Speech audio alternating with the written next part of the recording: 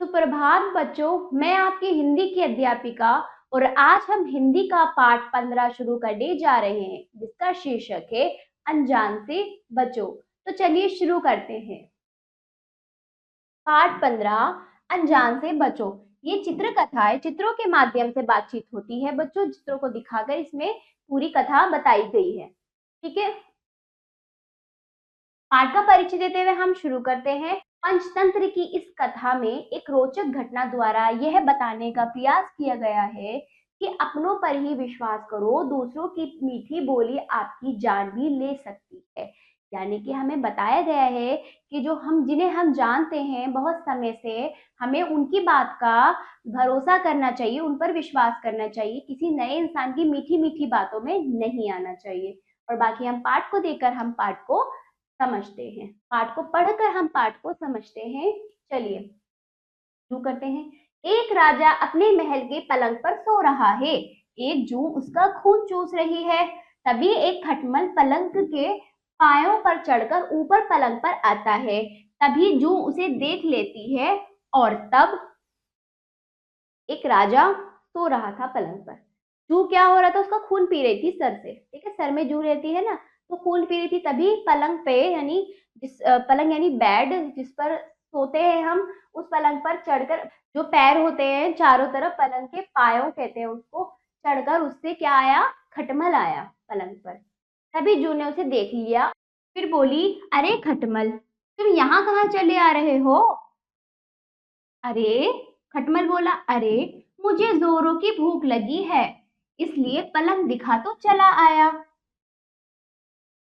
जूं बोली, राजा को पता चल गया तो हम दोनों की खैर नहीं। खैर यानी हम दोनों मुसीबत में आ जाएंगे। ठीक है, मुसीबत में आना खैर नहीं। खटमल, हे बहन देख लो, घर आए शत्रु के साथ भी ऐसा व्यवहार नहीं करते। मैं तो तुम्हारा मित्र बनना चाहता हूँ। जूं बोली, नहीं नहीं, मुझे किसी मित्र की आवश्यकता नहीं है। मैं अकेली ही खुश हूँ कि मुझे किसी मित्र की या दोस्त की जरूरत नहीं है, मैं अकेली खुश हूँ। खटमल बोला, देख बहन, मैंने आज तक छोटे बड़े सभी प्रकार के जीवों का खून पिया है, जिसमें खट्टा मीठा कड़वा सभी प्रकार का खून था। जू बोली, तो तुम यहाँ कौन सा स्वाद लेने आ गए? फिर खटमल बोला, मैं यहाँ राजा का खून चखना चाहता हूँ। वह 56 व्यंजनों का भोग करता है। व्यंजन यानी 56 तरह का भोजन खाते हैं वो। ठीक है, उसका खून जरूर उन खूनों के स्वाद से भिन्न होगा। खटमल ने उत्तर दिया। जू बोलती है, नहीं नहीं, तुम यहाँ से तुरंत चले जाओ। अगर राजा जाग गया तो तुम्हारे साथ मेरी भी खैर नहीं, यानी कि तुम्हारे साथ मैं भी मुसीबत में आ जाऊंगी, हम दोनों मारे जाएंगे। खटमल बोला, अरे बहन, मैं यहाँ हमेशा रहने थोड़ी ही आया हूँ, बस 2-4 दिन राजा के खून का स्वाद लेने दो, फिर मैं खुद ही यहाँ से चला जाऊंगा। खटमल ने जू को उत्तर दिया। जू बोली, भैया आपकी मीठी मीठी बातें मुझे कहीं मरवा ही ना दे, मुझे डर लग रहा है। खटमल बोला, अरे बहन, मैं खुद मर जाऊंगा, तुम पर आज भी नहीं आने दूंगा, इसलिए तुम बिल्कुल भी चिंता ना करो। चिंता मतलब तुम परेशान मत हो, तुम टेंशन मत लो। मैं तुम पे जरा सी भी मुसीबत आने नहीं दूंगा, चाहे मुझे खुद मरना पड़े। फिर जू बोली, ठीक है खटमल भैया, तुम केवल यहाँ 2 ही दिन रहोगे। मैं राजा का खून बड़े ही विचित्र ढंग और प्यार से चूसती हूँ, इसलिए तुम्हें भी इतनी ही होशियारी से ये काम करना होगा। जू ने उत्तर दिया, ठीक है भैया, तुम अगर 2 दिन के लिए रुकते हो तो ठीक है। मैं राजा को बहुत अलग तरीके से, विचित्र यानी बहुत अलग तरीके से खून चूसती हूँ, बड़े प्यार से, ताकि उसको ज्यादा क्या ना हो, परेशानी ना हो। इसलिए तुम्हें भी इतनी ही समझदारी से काम लेना है, मतलब तुम्हें भी इसी तरह से करना है। खटमल ने उत्तर दिया, बहन तुम किसी भी प्रकार की चिंता मत करो, मैं राज्य का खून उसी समय चूसना आरंभ करूंगा जब तुम उसका खून पी लोगी। ठीक है, तो उनने उत्तर दिया कि जब तुम खून पी के हट जाओगी तभी मैं खून पीऊंगा उसका। ठीक है, और तुम इस बात से बेफिक्र रहो, चिंता मत करो। फिर जू ने उसका उत्तर दिया, चलो भैया, मैं खून पी चुकी हूँ, मैं सोने जा रही हूँ, अब तुम राजा का खून पी लो।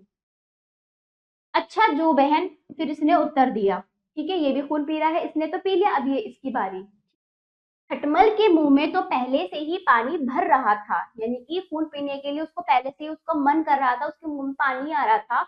उसने जू की बात सुनते ही झट से राजा का खून चूसना शुरू किया। जैसे ही खटमल ने राजा को काटा, वह तड़प कर उस पलंग से उठ खड़ा हुआ और चीख कर बोला, मतलब वो इतनी जोर से काटा, जैसे जू ने उसको समझाया कि तुम ऐसा कुछ मत करना, इससे परेशानी हो, लेकिन उसने बहुत जोर से उसको काटा, किसे, राजा को। वो पलंग से उठ खड़ा हुआ, यानी कि जहां वो सोया हुआ था अपने बेड से उठ खड़ा हुआ चीख कर, ठीक है, ओह, इस पलंग में जरूर कुछ है जिसने मुझे काट खाया, देखो हाथ पर कितना लाल निशान बन गया, नौकर जल्दी अंदर आओ। नौकर को वो बुलाता है, फिर नौकर, ठीक है, नौकर बोला, हाँ महाराज, आपने बुलाया क्या? नौकर भागते हुए अंदर आए, बाकी नौकर भी भागते हुए अंदर आए। देखो, पूरी पलंग ढंग से झाड़ कर देखो, इसमें जरूर कोई जू या खटमल है। नौकर बोले, जी महाराज, अभी देखता हूँ, ठीक है। आगे राजा के नौकरों ने पलंग पर से बिस्तर उठाकर देखना शुरू किया। चूंकि खटमल बड़ा होशियार होता है, वह झट से किसी लकड़ी की दरार में घुस गया।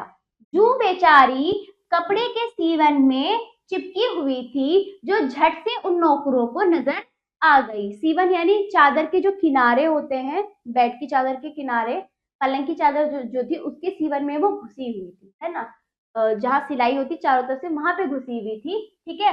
वो नजर आ गई नौकर को। महाराज, ये रही आपका खून चूसने वाली जू। फिर महाराज उत्तर देता है, मसल डालो इसे, बहुत परेशान किया इसने, मेरी नींद ही खराब कर दी। बस फिर क्या था, नौकर ने जू को मसल कर हमेशा के लिए खत्म कर दिया। जू बेचारी मर गई और खटमल बच गया। तो इस पाठ से हमें ये सीख मिली कि जू का काम ही होता है कि उसका वो भोजन है, वो खून पीती है बच्चों, लेकिन वो क्या होता है, वो राजा को ज्यादा तकलीफ नहीं देती थी, वो अपने हिसाब से चलती थी। लेकिन खटमल ने क्या करा, उसको, उसकी वजह से वो मीठी मीठी बातों में आ गई, जू खटमल की बहन बहन करके वो उसकी बातों में आ गई। फिर क्या हुआ, खटमल की वजह से वो मारी गई और खटमल फिर भी बच गया, ठीक है। पाठ का भाव, प्रस्तुत पाठ का भाव यह है कि उपदेश देने या सुनने से किसी का स्वभाव नहीं बदलता, मीठी मीठी बातें व्यक्ति को मुसीबत में भी डाल देती हैं, ठीक है। इस पाठ से हमें सीख मिलती है कि हमें किसी की मीठी मीठी बातों में नहीं आना चाहिए, अपनी समझ बूझ से काम लेना चाहिए, किसी अनजान की बातों में नहीं आना चाहिए।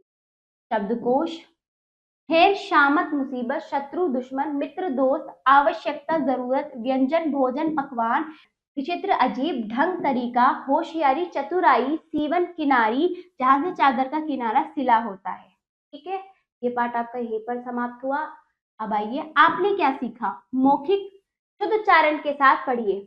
पलंग, खटमल, खैर, शत्रु, व्यवहार, आवश्यकता, खट्टा, कड़वा, स्वाद, छप्पन, व्यंजन, भिन्न, आंच, विचित्र, होशियारी, सीवन, ठीक है। सोचकर बताइए, इन प्रश्नों का उत्तर आपको सोचकर बताना है अपने शब्दों में बच्चों, ठीक है, बोलकर। पहला देखिए, राजा महल के पलंग पर क्या कर रहा था। दूसरा, जू ने पाए पर किसे चढ़ते हुए देखा। तीसरा, खटमल ने जू से क्या कहा। चौथा, जू ने खटमल को कितने दिन अपने यहाँ रहने की इजाजत दी। पांचवा, नौकरों ने जू को पकड़कर क्या किया, ठीक है।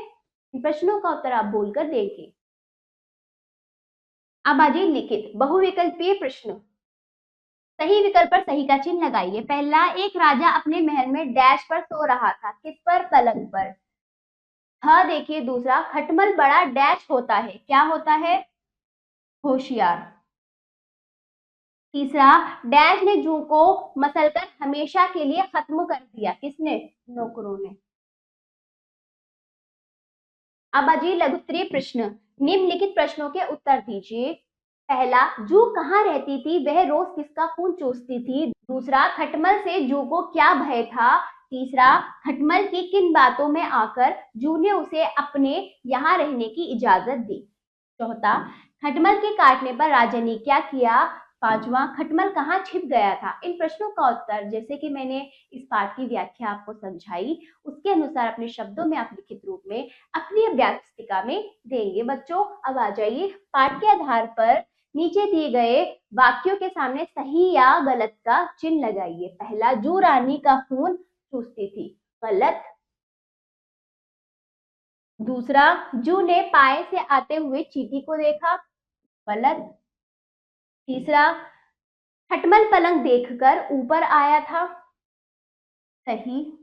चौथा, खटमल ने जू से राजा का खून पीने की इच्छा जताई, सही। पांचवा देखिए, जू को भी एक मित्र की आवश्यकता थी, गलत। छठा देखिए, खटमल ने छोटे बड़े सभी प्रकार के जीवों का खून पिया था, सही। सातवां देखिए, नौकरों ने खटमल को पकड़कर मसल दिया, गलत। आठवां देखिए, किसी भी मीठी बातों में आकर हमें धोखा नहीं खाना चाहिए, सही।